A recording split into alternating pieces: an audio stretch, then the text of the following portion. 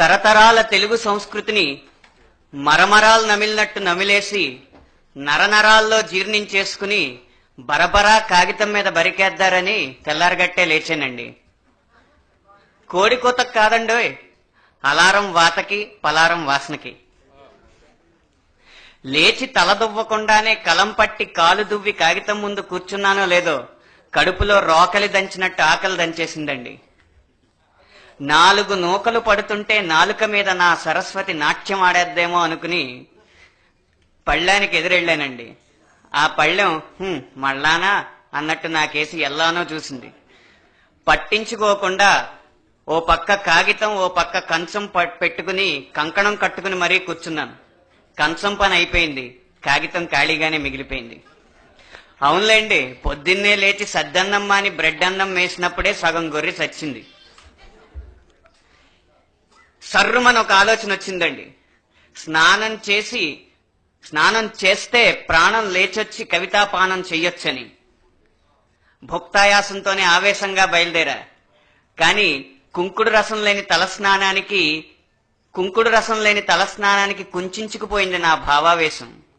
నలుగు పిండి లేని తెలుగు స్నానానికి నలిగి నానిపోయింది నాలో కవితావేశం.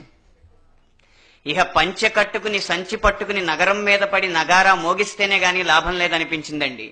గదిలోకి వెళ్లి చూస్తే దండానికి పంచకండువాలు లేవు, 2 గొట్టాలు ఓ బస్తా తగిలించున్నాయండి. గొట్టాలని మడమించి బస్తాన్ని మెడమించి తొడుక్కుని వీధిలో పడ్డా. ఇంటిని విడుస్తూ వీధిని నడుస్తూ ఉంటే ఒక కూడల్లో 60 అంగుళాల ఆధునిక తెరపై మన 1000 సంవత్సరాల చరిత్ర దర్శనమిచ్చింది. ఆహా అనుకున్నా. నాకు అంతదృష్టం కూడానండి. ఆ భారీ వాహనాల రోతలో శాతవాహన చరిత్ర వినపడకుండా పోయింది. ఆకతాయిల అరుపుల్లో కాకతీయుల పాలన కలిసిపోయింది. కొన్ని ఓరకళ్ళు నన్ను చూస్తుంటే ఓరుగల్లు కిల్లా కనుమరుగైపోయింది. ఇక రాణి రుద్రమ్మ గురించి భద్రమ్మ గారి ఇంట్లో తెలుసు కదా అని అనుకున్నానండి. ఆవిడకి తీరికెక్కడండి పాపం. పగలైతే మొగుడి కేకలు, రాత్రి అయితే మొగలి రేకులు. పోని వాళ్ళ కూతురు, ఆవిడకి కావాలి చిన్నారి పెళ్లి కూతురు. సరేనట్టు చూసా. అక్కడ స్థిరాస్తి వ్యాపారులు రాళ్లు రప్పలున్న స్థలాన్ని రత్నాలన్నట్టు అమ్మేస్తుంటే రత్నాలు కుప్పలుగా పోసి అమ్మిన రాయల కాలం మాయమైపోయింది. నీరసంతో నిరుత్సాహంతో నీరు గారిపోయిన నాకు నాన్నగారి మాటలు గుర్తొచ్చాయి. ప్రపంచ భాషా వాన్మయాలలో తెలుగు సాహిత్యానికి మాత్రమే సాధ్యపడిన ఒక అపురూప ప్రక్రియ పద్యం. పద్యం అత్యంత హృద్యం, రసాస్వాదనగన్న రసస్వాంతాలకది కమ్మని నైవేద్యం. అంతెందుకు, అలవాటైతే పద్యం కూడా ఓ మద్యం అని. ఇదేం చోద్యం అనుకుని చెల్లియో చెల్లకో ఎత్తుకున్నానండి. పక్క నుంచి చెమ్మకు చెల్లో పాట వినిపించింది. ఆ చెల్లియో చెల్లకో వదిలేసి ఏ పిల్లకో బుల్లికో గీత వేసుకుందామని నడిచాను.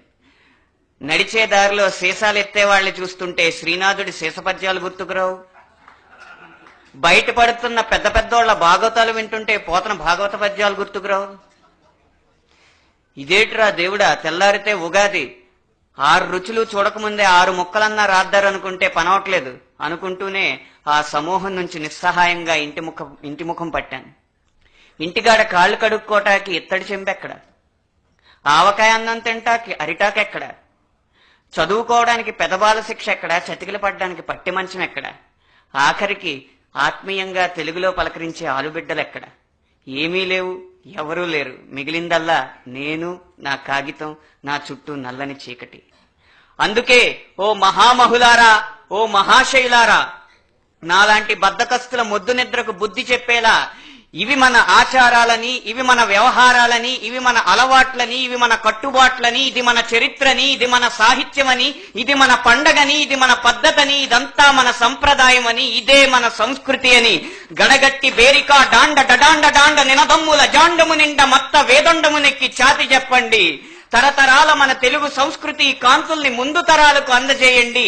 అవి అజరామరాలని నిరూపించండి. ధన్యోస్మి.